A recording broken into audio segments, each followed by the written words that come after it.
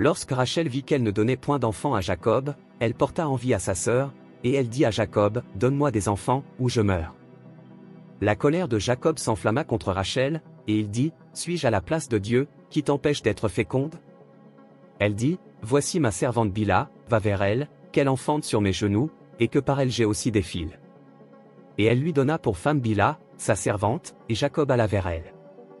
Bila devint enceinte, et enfanta un fils à Jacob. Rachel dit, « Dieu m'a rendu justice, il a entendu ma voix, et il m'a donné un fils. » C'est pourquoi elle l'appela du nom de Dan. Bila, servante de Rachel, devint encore enceinte, et enfanta un second fils à Jacob. Rachel dit, « J'ai lutté divinement contre ma sœur, et j'ai vaincu. » Et elle l'appela du nom de Nephtali. Léa, voyant qu'elle avait cessé d'enfanter, prit Zilpa, sa servante, et la donna pour femme à Jacob. Zilpa, servante de Léa, enfanta un fils à Jacob. Léa dit, « Quel bonheur !» Et elle l'appela du nom de Gad. Zilpa, servante de Léa, enfanta un second fils à Jacob. Léa dit, « Que je suis heureuse. Car les filles me diront heureuse. » Et elle l'appela du nom d'Azer. Ruben sortit au temps de la moisson des blés, et trouva des mandragores dans les champs. Il les apporta à Léa, sa mère. Alors Rachel dit à Léa, « Donne-moi, je te prie, des mandragores de ton fils. » Elle lui répondit, « Est-ce peu que tu aies pris mon mari, pour que tu prennes aussi les mandragores de mon fils ?» Et Rachel dit, « Eh bien, il couchera avec toi cette nuit pour les mandragores de ton fils. » Le soir, comme Jacob revenait des champs, Léa sortit à sa rencontre, et dit, « C'est vers moi que tu viendras, car je t'ai acheté pour les mandragores de mon fils. » Et il coucha avec elle cette nuit. Dieu exauça Léa, qui devint enceinte, et enfanta un cinquième fils à Jacob. Léa dit, « Dieu m'a donné mon salaire parce que j'ai donné ma servante à mon mari. » Et elle l'appela du nom d'Issachar.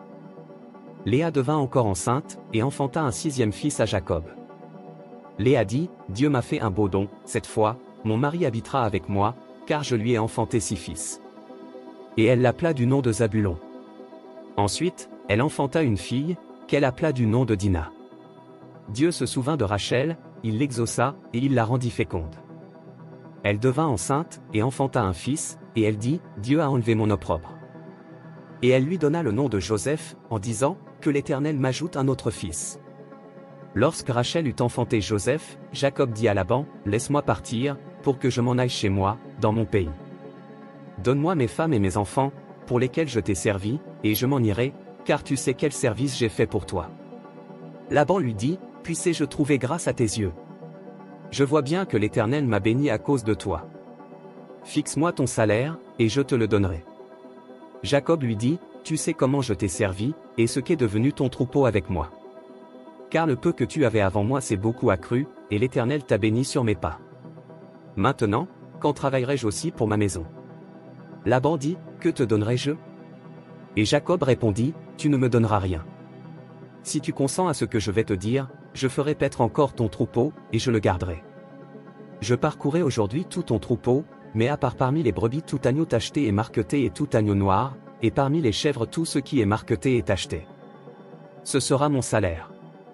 Ma droiture répondra pour moi demain, quand tu viendras voir mon salaire, tout ce qui ne sera pas tacheté et marqueté parmi les chèvres, et noir parmi les agneaux, ce sera de ma part un vol. » Laban dit, « Eh bien, qu'il en soit selon ta parole. » Ce même jour, il mit à part les boucs rayés et marquetés, toutes les chèvres tachetées et marquetées, toutes celles où il y avait du blanc, et tout ce qui était noir parmi les brebis. Il les remit entre les mains de ses fils. Puis il mit l'espace de 3 journées de chemin entre lui et Jacob fit paître le reste du troupeau de Laban.